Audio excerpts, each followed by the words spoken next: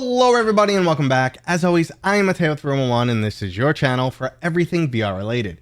So today we're going over all the new VR games dropping in the month of February, and it looks like it's going to be a pretty good month. There's lots of different genres covered, over 15 different games, and a couple of surprises on our way.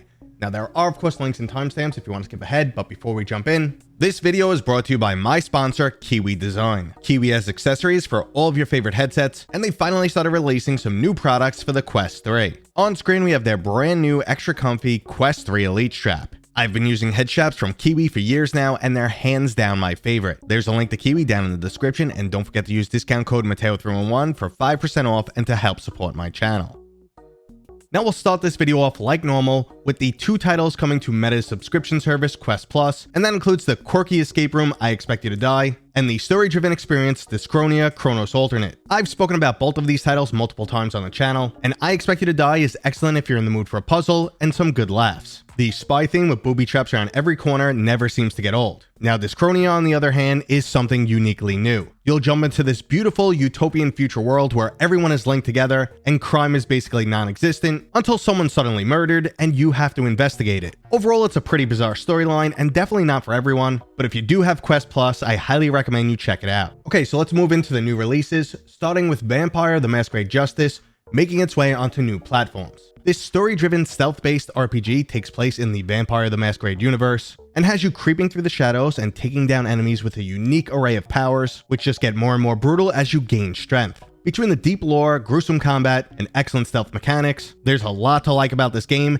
and I'm happy PCVR players will finally get to take a bite into it. Pun intended. Okay, so moving on from crappy jokes, the fast-paced roguelike shooter Dead Hook is also set to come to some new platforms. This Doom-inspired arena shooter with grappling hook mechanics was the reworking of a title once called Outlier. Now, while that game ultimately failed, I did see some potential in it, and the resulting game Dead Hook is definitely a lot better. It's brutal, fast-paced, there's plenty of amazing weapons, and I enjoy the overall Doom-like aesthetics. But for whatever reason, even though I enjoyed this game, unlike many other roguelikes, it failed to hook me, and I gave up on this title rather quickly, but there's still definitely a lot to enjoy in this one. Now, a game that definitely seems to keep people hooked for an extended period of time is Ghosts of Tabor, and it's finally making its way to the official Meta store. This extraction shooter basically has a cult following now, and it made over $10 million on PCVR alone, which is pretty unheard of these days. The Escape from Tarkov style gameplay was definitely a void missing in the VR space, and Ghosts of Tabor did an excellent job filling it. I expect the online player base will definitely grow after making it to the official store, and if you guys want me to cover the Quest release, please let me know down in the comments right now. Now, speaking of gaming niches that aren't filled in the VR space, how would you like to be a border patrol agent that has to scrutinize a variety of different robots? Border Bots allows you to do just that, and as you'd expect, this game doesn't take itself very seriously. There'll be face-to-face interactions with multiple different quirky robots, and you'll have multiple different tools at your disposal to make sure everything looks up to snuff. Now, I've personally never played any of these style games, but I know they can be highly addictive, and we'll see how Border Bots does in VR. Now, sticking with game types that I've never explored, Titan's Clinic allows you to be part dentist and part nail salon. Yes, guys, you did hear that correctly. People will come into your shop, and you'll have the ability to fix and clean their teeth, or just go ahead and style the teeth and nails. I'm definitely not asking questions about this one. If you're into this sort of stuff, there's an array of different tools all the way from X-ray to pickaxes to utilize, and a huge array of different styles from gold teeth to glittery nails. So if your dream job was dentist / nail salonist, go check out Titan's Clinic. Now let's jump back to some games that actually interest me with Dragon Fist VR Kung Fu. This title previously released for PCVR and I absolutely loved it, but now it's officially releasing on the Meta Store and also includes online game modes like PvP and co-op. This title features physics like blade and sorcery and is usually called Mortal Kombat in VR. Now stylistically, it's not really Mortal Kombat and it's closer to something like an old school kung fu movie, but the game has plenty of style and excellent combat. Now I will definitely be covering this game's release, so if you want to see that, make sure to subscribe and turn notifications on. Now if none of these games have tickled your fancy yet, how does an erotic RPG sound? Yeah, I said that out loud. Iragon is coming on February 14th, and in hindsight, that sentence was terrible phrasing. This game describes itself as an erotic RPG with a story about magical girls, elves, and a bisexual sorceress. Now, the description also says that the game is inspired by anime like Full Metal Alchemist and Attack on Titan, plus of course some erotic themed content. Now, I really don't know what else to say about this game, but if you're interested in checking it out, the prologue is free, and if you've played this game, please let me know what you thought about it. The last thing I need in my life is my kids or my wife to catch me playing that game, so I'll pass on that and just defer to you guys. And let's move on to our next title. Undercover takes us back to the good old days of arcade shooters. Titles like Time Crisis, where you have to duck the onslaught of incoming bullets. The game includes a full 6-hour campaign that can be played both solo and in co-op, and overall it appears to be a very solid arcade-style shooter. I know this might be too casual for some people's tastes, but I can't deny the fact that it looks like a lot of fun. Now, detracting from fun, I'm about to go on a rant about Vail VR, which is also releasing on the official Meta store. Now, if you know anything about this channel, you've watched my coverage, I actually turned down sponsorship for Vail in the past because I just kind of had a lot of issues with how the company was portraying its game and the direction they were going. I didn't like where they got a lot of their money from. They made plenty of money on NFTs, which just felt shady. They were really pushing the whole, hey, we're going competitive gaming thing. Before their game was even ready, they were going, hey, we're going to do major gaming sporting events, and they were pushing those, but their game wasn't even ready yet. The state that it was in, it just didn't feel like it was there yet. They also talked about how important the physics were, how you have collisions and stuff like that, which I don't think makes sense in a VR shooter. There was also a couple other things that happened with a bunch of other content creators that I can't really go into at length. And additionally, they talked about how the game would be free to play. And I spoke in depth on how the numbers don't make any sense. It's physically impossible. You have a game that is only on PCVR. The player base is way too small. They'll never make any money. It's impossible. And lo and behold, the game was not free to play. People felt tricked on that. They may say, oh, we never said it was free to play. Regardless, a lot of people feel like they backtracked on a lot of things. They multiple times said they would never be on Quest. I have been in calls where they're talking to the community and they said, we will never be on Quest. And then they realized we got to go to Quest because we can't make money on PC, which is another thing I spoke about. So I feel like I've been vindicated in everything I said about Vail. I just didn't have, great feelings about the company.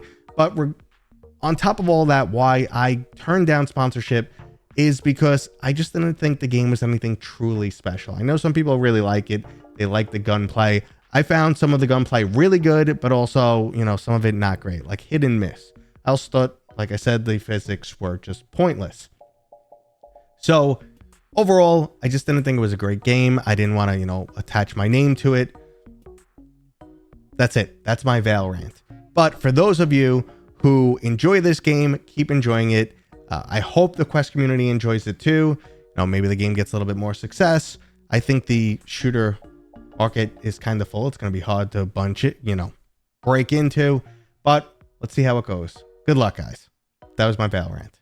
Now, moving back to more casual shooters, we have Tigerblade. I previously played this game on the PlayStation VR2, and it's exactly what I expected. Fast-paced, good mechanics, a lot of fun, but definitely more on the casual side and a bit forgettable. Now, every once in a while, something more casual does suck me in and I play it for an extended period of time, but Tigerblade wasn't one of those games. I do believe it'll find a lot more success on the Quest than the PlayStation VR2 though, and like I said, mechanically this game is fun and quite sound, plus it has a rocking soundtrack that'll keep you pumped up. Now, if you want something completely different, we have Noclip VR, which is your multiplayer journey into the back rooms. How does an endless maze of a mono yellow room filled with the buzzing of fluorescent lights plus moldy carpet smell sound to you? Well, that could become your reality as you get trapped in the back rooms, and you'll have to face off against an array of different entities and challenging puzzles. Overall, this is a truly bizarre experience for those who like a horror theme but not jump scares. And speaking of a horror theme, Stranger Things is finally releasing this month. This hit TV show tie-in actually has you taking on the role of the villain Vecna as he journeys through the Upside Down, acquiring more and more power. Now, I did try a little bit of the mixed reality version of this game, which I thought was really cool, mainly because telekinetic abilities just feel so good in VR. But I'm really hoping taking on the role of a bad guy makes you feel like a true badass. Who knows, after playing this game,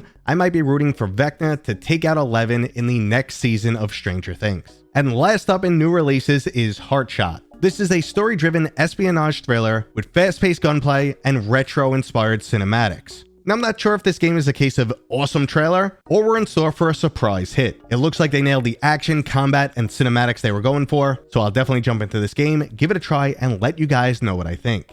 Now, that right there was all the official releases coming in February, but I know there's some more titles on the way. They're just embargoed, and I can't talk about them just yet. What I can say is they're unexpected titles that are not normally seen in VR. They're different genres. So I'm excited to see, what the overall VR community thinks. They're not your straight up shooter like we normally get. They're not your adventure title where you just roam around. There's something completely different. So I don't know how they're going to go over in VR. I'm really excited to see that. Additionally, there's a couple rumors floating around. We have like Metro coming for PlayStation VR 2. We should find out about that in the near future, maybe even possibly the day this video goes live. So if that happens, I'll have it in the news next week. And usually I have a disclaimer in the beginning, so I'll just say it now, guys. These dates are always subject to change. I get them from Meta, the Steam database, and development studios. But sometimes things happen, dates change, games get delayed. So don't kill me if a date changes. And that was today's video. I hope you guys enjoyed it. If you did, go ahead and give me a thumbs up. If you're new here, consider subscribing. And as always, I'll see you guys on next time.